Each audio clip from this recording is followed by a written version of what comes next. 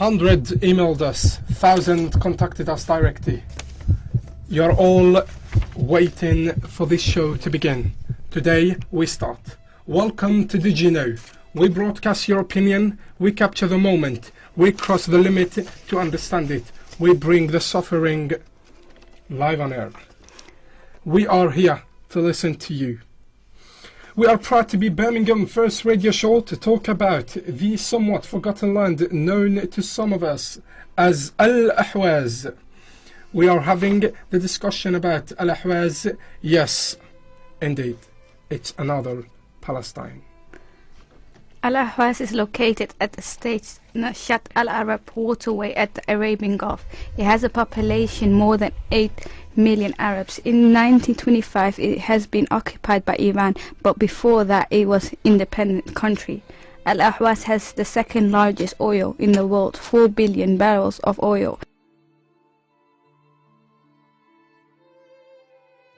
Iran has been abusing human rights and afflicting Ahwazi. Iran racist state plan on executing of ethnic Arabs. The Guardian News on the 26th of October state the news of their impending execution has been smuggled out of Iran by the man's family. This has been reported by the Federation of Human Rights. Indeed, I mean, in the last year, as the International Human Commissioner, as a human rights organization report, in the last year we had 25,000 Ahwazi have been arrested, 131 executed, and only 150 been disappeared. We would like to inform our listeners we tried to contact the Iranian embassy to participate and tell us their view, yet they refused, and when we contacted again they never replied. We are now pleased to have Ibrahim Ahwazi, the Ahwazi activist from London. Ibrahim, can you hear us? Yes, I can hear you. Yes, Ibrahim, take us through it. I mean, what happened historically in Ahwaz? Where is Al-Ahwaz? Well, thank you very much for having me. As I mentioned in my previous interview with you, the Ahwaz is an Arab land and is strategically situated at the tip of the east coast of the Arab Gulf and the Shatt al-Arab waterway.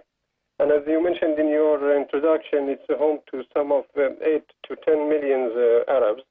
And prior to 1925 was autonomous or independent country. And since then, for 85 or 86 years, it's been under the framework of organized government, abuse and occupation. Iran has been oppressing Ahwazis on their ethnicity, base of their ethnicities and race by violating their basic human rights, and I say basic human rights, and by even taking the far lands of the nearly all of the lands belonging to Ahwazis, denying the education in Arabic and even detaining children and women. And it's ironically, I'm talking about women now and children, and if you watch the news today, Tehran is hosting organization of Islamic conference, women conference today in Tehran, and the aim of this conference to enhance the status of women, to improve condition for women, to create partnership between men and women. And it's very, very sad to hear this, that even organizations such as Organization of Islamic Conference participating in this conference and ignoring the suffering of so many, not Arab, only Arabs, but other minorities. We are not taking that Ahwazi are minorities. We are a country occupied by Iran, and we have every right to our lands and our destiny. But well, yes, the conference is now taking place in Iran to encourage the role of non-governmental organization and the private sector in this area. Well, it's very sad. It's very sad. I've just looked at the news today, and I was shocked actually to see that this conference taking place.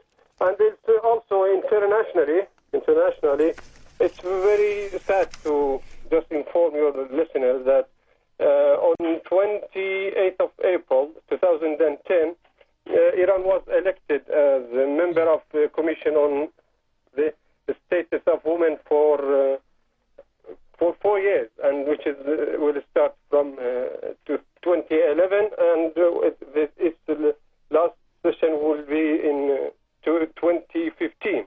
And I'll take you through in more details if Indeed. in other parts of the program. Yes, Ibrahim, we would like to inform our audiences, our listeners, if you just joined us, you are listening to Teach You Know. We are discussing the forgotten land of Al-Ahwaz.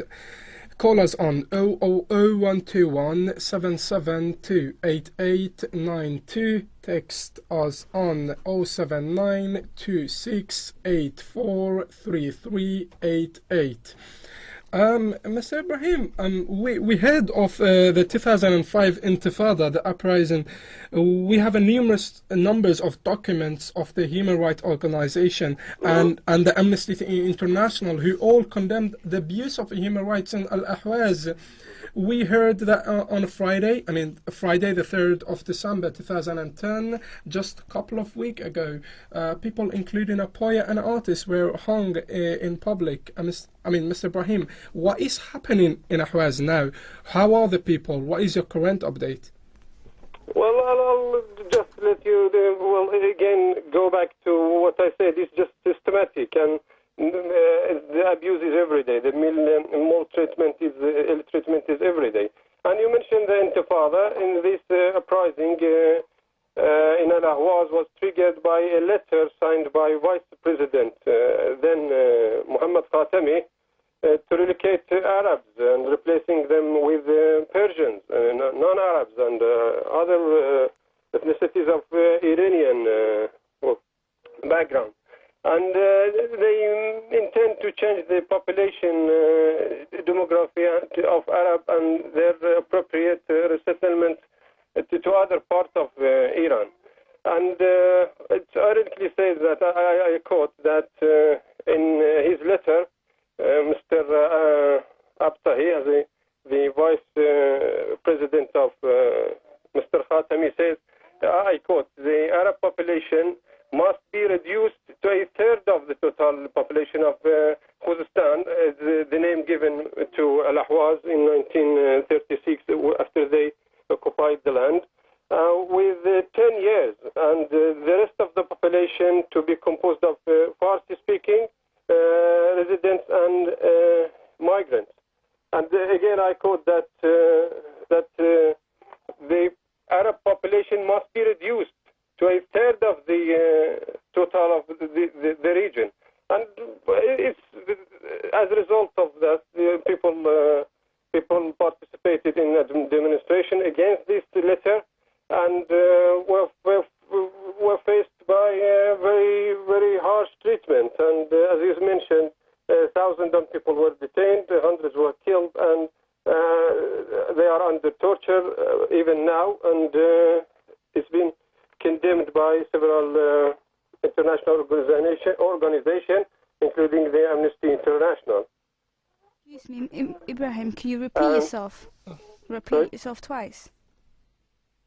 I can't hear you. Could you repeat yourself twice, please? What you just said. Hello? Hello? Mr. Ibrahim, could you actually... Yes, I can hear you now. Could you actually repeat twice what you said? I was talking about the Al-Intifada, the uprising of 2005. That there are still Ahwaz in prisons and under torture in Iranian prisons, and many international organizations